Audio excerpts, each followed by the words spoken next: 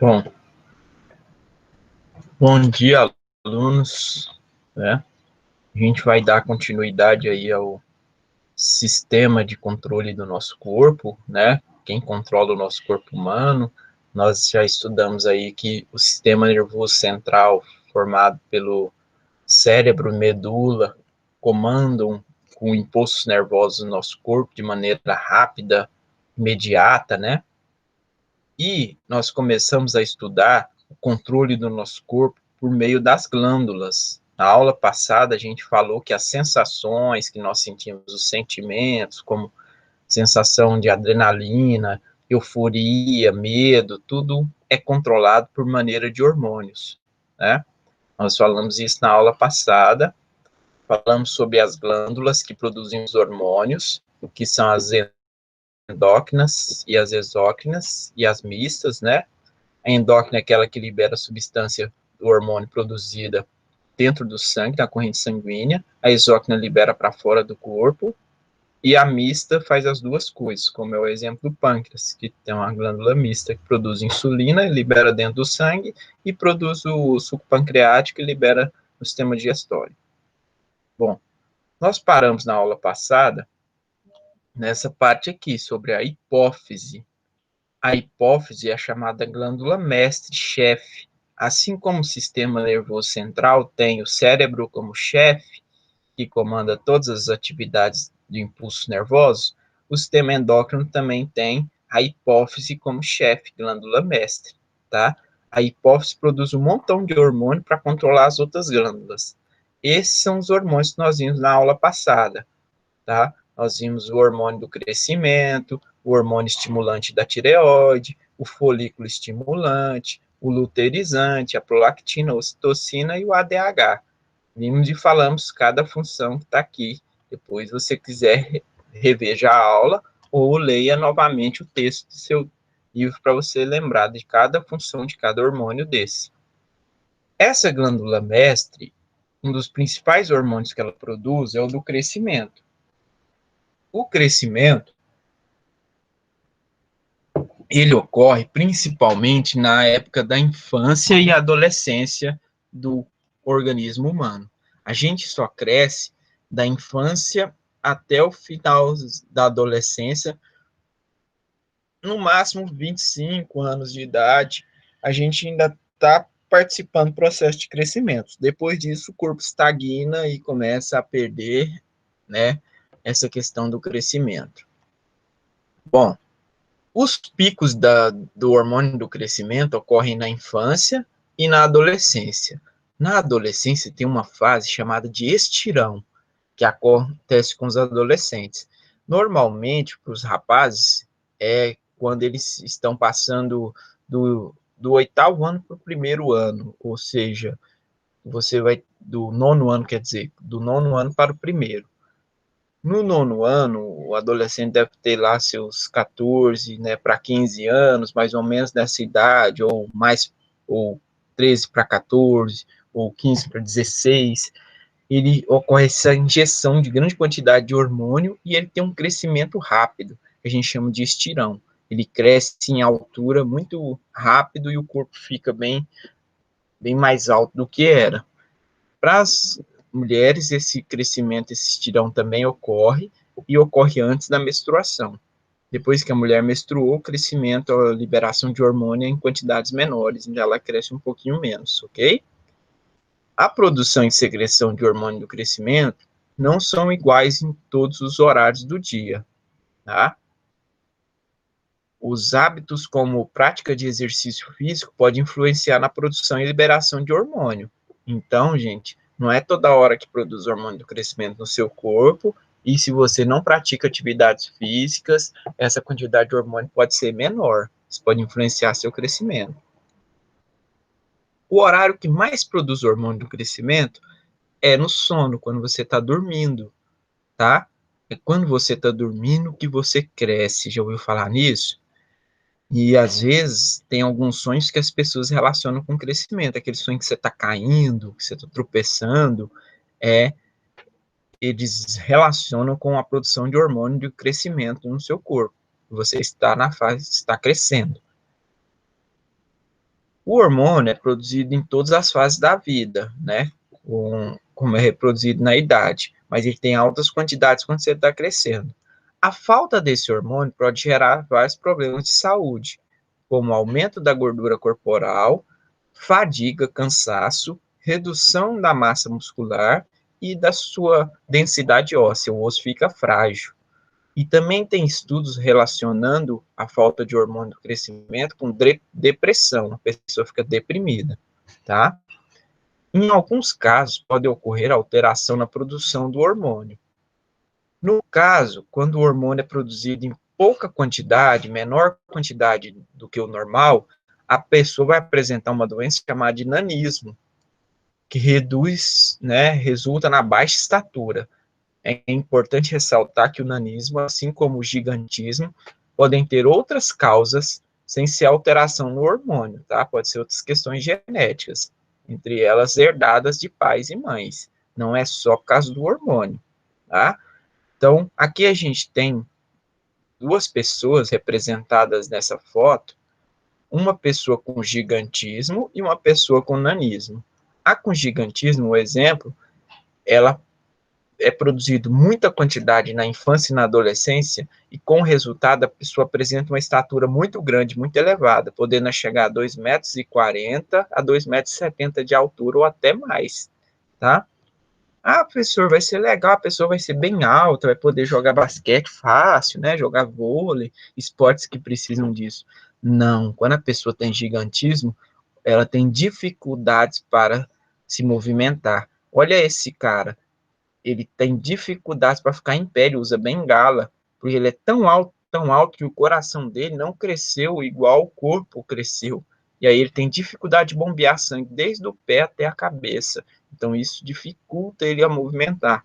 E essas pessoas com gigantismo acabam não tendo uma vida tão longa quanto outras pessoas, né? Por causa desses problemas cardíacos que ela tem do corpo ser grande demais. E no caso contrário, né, quando a pessoa tem pouco GH ou não produz, ela pode ficar numa estatura menor. Olha essa pessoa aqui. Essa mulher aqui, ela tem 63 centímetros de altura e é considerada a mulher mais baixa do mundo. Não é uma criança, não. Isso aqui é uma mulher adulta. Ela não desenvolveu e não cresceu. Ela teve 66 centímetros de altura por deficiência, né, do nanismo. Viu? Então tá aí as duas doenças relacionadas ao hormônio de crescimento. Como o hormônio do crescimento, né, ele é produzido numa fase da vida em maior quantidade, né, durante a noite, na noite normalmente a gente está dormindo e o sono influencia muito isso, tá? Dormir faz parte da nossa rotina diária. No entanto, dormir é fundamental para a nossa saúde. Ela atua na nossa fase de crescimento. É recomendado de você dormir de 9 a 11 horas por noite, tá? O sono pode ser dividido em duas fases, segundo a ciência.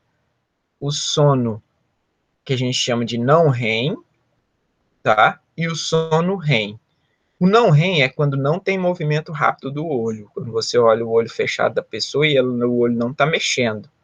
E o sono REM é quando o olho está se movimentando de maneira rápida, quando o olho está fechado.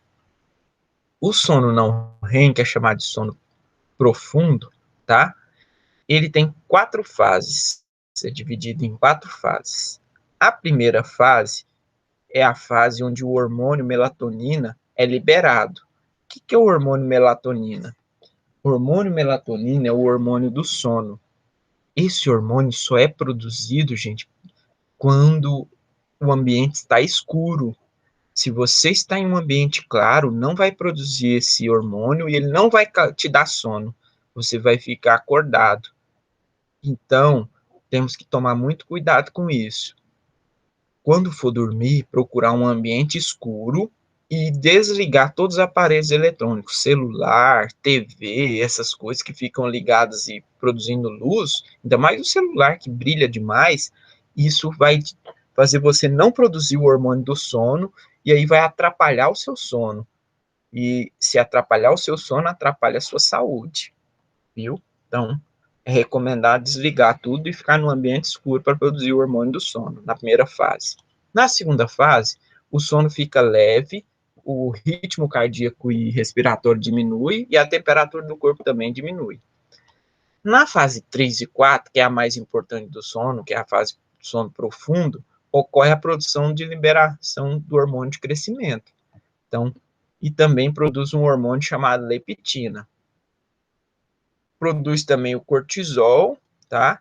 É o hormônio relacionado a estresse e alcança o pico quando você está de manhã, produção do cortisol. Então, tudo isso acontece na fase 3 e 4. E a fase REM do sono é chamada a fase de intensa atividade cerebral. O seu cérebro está funcionando demais, está reorganizando as memórias, está guardando tudo, tá fazendo a bagunça que você fez durante o dia e está arrumando à noite. E nessa fase é que acontecem os sonhos. Então você vai sonhar várias vezes na noite, mas só algumas vezes você vai acordar com a lembrança desses sonhos. Então os músculos tornam relaxado e a frequência cardíaca aumenta nessa fase dos sonhos aqui, que é a REM, tá? Bom, então os hormônios, eles desempenham um papel vital, principalmente no seu organismo, e o pico da produção do hormônio do crescimento ocorre durante o sono profundo. Já a leptina é um hormônio capaz de controlar a sensação de saciedade que secreta durante o sono. Então, para você dormir às 11 horas, 9 horas do seu dia, seu corpo tem que estar saciado, ou seja, você não pode estar com fome. Porque se você dá fome, você acaba acordando no sono. Então, produz esse hormônio para falar para o seu corpo, ó, tá tudo certo, pode ficar dormindo aí, descansando, se reorganizando, para amanhã a gente começar, né, a nossa luta diária. A falta de sono inibe a produção de um hormônio chamado insulina, tá? Esse hormônio retira açúcar do sangue, ele é produzido pelo pâncreas. E se você não dorme, você não tem esse hormônio e você vai ter alta quantidade de glicose no sangue, hiperglicemia. E também vai fazer a produção do cortisol ser elevada, tá? Que é o hormônio do estresse. E vai ter efeito contrário da insulina. Então é importante você dormir a quantidade correta de sono, tá? Dormir cedo, em ambientes escuros, para que você acorde no outro dia renovado, ok? Bom, outra glândula que faz parte desse sistema de glândulas que comandam o corpo, que não é a chefe, né, as glândulas secundárias, é a tireoide. A tireoide é uma glândula que fica na garganta, no formato de gravatinha borboleta, tá? Ela fica aqui na sua garganta, e ela produz os hormônios calcitonina, T3 e T4, tá? O T3 e o T4, eles são a base de um elemento mineral chamado de iodo, tá? Então, T3 e T4 é formado por iodo. A calcitonina, ela se relaciona com a formação dos ossos. Então, ela ajuda no seu crescimento e na calcificação dos seus ossos, para ficar ossos fortes. Então, ela atua no seu esqueleto. Já o hormônio T3 e T4, ele atua na sua regulação do metabolismo do corpo, tá? Eles também estimulam o crescimento e desenvolvimento do organismo, em especial do sistema nervoso. Tem problemas de saúde relacionados à tireoide, que são os principais, o hipertireoidismo e o hipotireoidismo. O hiper é quando a pessoa produz excessivo hormônio T3, T4 e calcitonina, produz demais. Com a produção exagerada, a pessoa apresenta aumento do metabolismo, que resulta como aceleração de batimento cardíaco, nervosismo, aumento da produção de suor, perda de peso acompanhado de aumento de apetite. Então a pessoa fica elétrica, muito agitada, né? Isso aqui pode ser um sintoma, né, do hipertireoidismo. Tem tratamento da doença, o médico pode orientar e às vezes ele tem que retirar a tireoide, porque está produzindo demais, e aí ele tira o órgão. É uma parte da tireoide, ele corta um pedaço dela para ela produzir menos. No hipotireoidismo, a tireoide não vai produzir muito hormônio, ela vai produzir pouco. Hipo quer dizer pouco, uma quantidade não adequada.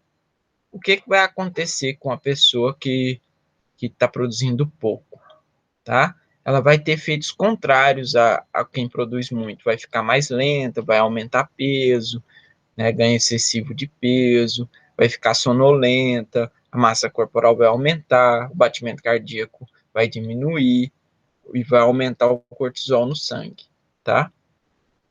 Pessoas que não ingerem iodo e têm dificuldade na produção do hormônio pode desenvolver uma doença chamada bócio. O bócio é a inflamação da tireoide. A tireoide não fica aqui no pescoço, aí ela vai crescendo, crescendo, crescendo e causa essa bola aqui, ó, tá? E isso afeta o metabolismo da pessoa. E isso só ocorre quando a pessoa não se alimenta do iodo. Hoje em dia é raríssimo essa doença acontecer, porque foi obrigado, tá? Legislação que o sal de cozinha seja misturado com o iodo. Então tá lá sal refinado extra iodado, ou seja, o iodo foi introduzido no sal de cozinha para que toda vez que quando a pessoa for usar o sal, ela vai estar ingerindo iodo também na sua alimentação, e aí isso vai ser fundamental para a produção dos hormônios da tireoide e ela não ter essas doenças, né, como o bócio. A Organização Mundial da Saúde, né, ela recomenda que você ingira cerca de 5 gramas de sal de cozinha por dia. Nessas 5 gramas vai vir um pouquinho de iodo, tá? Sal de cozinha não pode se exagerar, viu, gente? O sal também, se você comer ele exagerado, pode dar problemas de pressão. Então, consumo excessivo de sal causa hipertensão arterial. Tá? Então, sempre usar o sal de maneira moderada. Sal não pode comer em excesso. Bom, outro órgão outra glândula que produz hormônio é a paratireoide. Ela fica na parte de trás da tireoide, são essas bolinhas aqui, ó, laranjas, que está no desenho do livro. A paratireoide produz um hormônio chamado paratormônio, tá? O paratormônio, ele trabalha na absorção de cálcio. Então, ele tira cálcio dos ossos, tá? E ele atua também na coordenação de formação e modelação dos ossos. Então, ele trabalha quando você tem fratura no osso para remodelar, quando você está crescendo, e na contração muscular também, que você precisa de cálcio. Outra glândula que está presente no seu corpo são as suprarrenais. Elas ficam aqui, acima do rim, ó. Tem a direita e a esquerda. A suprarrenal produz o hormônio cortisol e adrenalina, tá? O cortisol atua na regulação de várias reações químicas do corpo, no metabolismo. Ele também coordena respostas no organismo para enfrentar situações de alerta ou estresse e regula atividades relacionadas à defesa do corpo, como anti-inflamatórias. Já a adrenalina, ela te ajuda a responder a momentos, né, de perigo. E ela atua na parte simpática do sistema nervoso central, aquela parte que faz você não controla, mas ela ajuda nas suas respostas. Aqui está um exemplo, uma pessoa pulando de bug jump, no seu livro. Quando você pula de bug jump, seu corpo entende o perigo de cair de determinada altura e libera, a tireoide manda lá a glândula suprarrenal a produzir adrenalina e jogar no seu sangue. Essa adrenalina, quando entra no sangue, ela vai chegar em cada órgão e vai falar para ele, ó, o que você tem que fazer. Chega lá no coração e manda aumentar o batimento cardíaco, ou seja, o coração trabalhar mais rápido, bater mais rápido. Quando o coração bate mais rápido, ele manda mais nutriente e oxigênio para as outras partes do corpo, principalmente para os músculos e para o cérebro, para ele funcionar melhor. Ela vai lá no pulmão, sistema respiratório, e manda o pulmão aumentar a frequência cardíaca para você respirar mais rápido, para entrar mais oxigênio. Ela vai lá no seu sistema digestório e manda ele parar, fala, ó, fica quietinho aí, não é para você funcionar agora, é para você priorizar outros órgãos, porque não é para você ficar digerindo as coisas, porque quando a gente está digerindo, a gente fica cansado, molão, não é? Quando está fazendo digestão, você acabou de almoçar, dá aquela vontade de dormir, né? Então ele manda parar, porque você não pode dormir agora. E manda aumentar a produção de suor para você regular a temperatura. Então, quando você está com muita adrenalina no corpo, você começa a suar a mão, suar a cabeça, suar o corpo, tá? Então, essas são funções da adrenalina para te preparar para ações de emergência. Bom, outra glândula que faz parte do seu corpo é o pâncreas.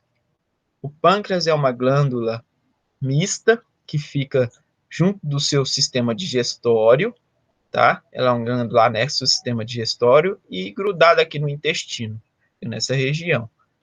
Ela produz os hormônios glucagon e insulina. O glucagon aumenta a concentração de cálcio no sangue. Então, ele tira cálcio lá do osso e joga no sangue. Não, glicose, perdão. Desculpa aí. O glucagon, ele mexe com a glicose. Ele pega a glicose lá do seu intestino, que você digeriu, e joga no sangue. A insulina tira a glicose do sangue e joga nas células. Então, tem um hormônio que enche o sangue de glicose, que é o glucagon, e um hormônio que desvazia o sangue de glicose, que é a insulina. Tá? Então, quando você come doce, açúcar, o hormônio que é liberado pelo seu corpo vai ser a insulina. Quando você comer muito doce, o doce vai sair lá do seu sistema digestório e ir para o seu sangue, então vai estar alto, e aí você vai ter que liberar insulina para a insulina tirar esse açúcar do sangue e jogar para dentro da célula. Bom, tem pessoas que têm problemas no pâncreas e aí elas não conseguem produzir a insulina de maneira correta, tá? E aí ela desenvolve a doença chamada de diabetes. A diabetes é uma doença caracterizada por alta concentração de glicose no sangue, ou seja, não produz insulina, então não tira o açúcar do sangue. E ela tem alguns sintomas, como aumento da produção de urina, sede excessiva, demora na cicatrização de feridas, perda da visão, pode ficar cego, problemas do sistema circulatório sanguíneo, e muitas vezes leva à necessidade de amputação de membros, tá? Bom, muitas pessoas no mundo, né, que apresentam diabetes, sofrem da diabetes chamada do tipo 2, que geralmente começa a causar problemas só quando você tem 40, 50 anos de idade e está associado a fatores que dificultam a regulação de glicose no sangue, como excesso de peso, tá? Que é um diabetes, pode ser diabetes, né, por obesidade.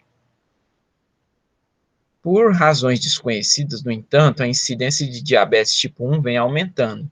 A diabetes tipo 1 e tipo 2 têm o mesmo efeito básico, incapacidade de regular a insulina para impedir que os níveis de açúcar do sangue aumentem. O diabetes tipo 1 é uma doença autoimune. Nesse caso, o organismo ataca as células e dificulta a produção da insulina. No tipo 2, é os órgãos que têm dificuldade né, na ativação da insulina. Então, a diabetes pode acontecer por questões genéticas e gerar, né, problemas de saúde. Para cuidar, para a diabetes não desenvolver, não ter sintomas muito fortes, você tem que cuidar da alimentação, né, reduzir o açúcar, não ingerir muito açúcar quem for diabético e praticar atividade física. Bom, alguns casos de diabetes, o médico indica a pessoa tomar insulina sintética, que é aplicar injeções de insulina no seu corpo, tá? De forma injetável, quando ela nota que a glicemia subiu. Ela tem um aparelhinho que tira um pouquinho de sangue no dedo e mostra a quantidade de glicose que está no sangue. Quando ela come açúcar, essa insulina vai ter que ser aplicada para diminuir essa quantidade de glicose. Bom, outras glândulas que finalizam aí, a gente tem o testículo, que é uma glândula masculina do órgão do sistema genital, que fica aqui no saco escrotal do homem. Ele é responsável pela produção do hormônio testosterona, que vai ativar as características masculinas no crescimento do corpo na adolescência. Na mulher, a gente vai ter os ovários, o direito e o esquerdo, que fica dentro do corpo dela, que também faz parte do sistema genital, e ele produz os hormônios estrogênio e progesterona. Esses hormônios vão fazer o desenvolvimento dos órgãos genitais femininos e também das características femininas, como o desenvolvimento de seios, e a progesterona prepara as glândulas mamárias para a produção de leite junto ao estrogênio para que o útero se desenvolva e quando ela tiver gravidez para ela amamentar. Então são essas as funções e esses são as glândulas que fazem parte e controlam o seu corpo. Na próxima aula a gente continua, vocês façam a atividade aí para a gente corrigir na próxima aula nossa, ok? Então eu finalizo a aula por aqui.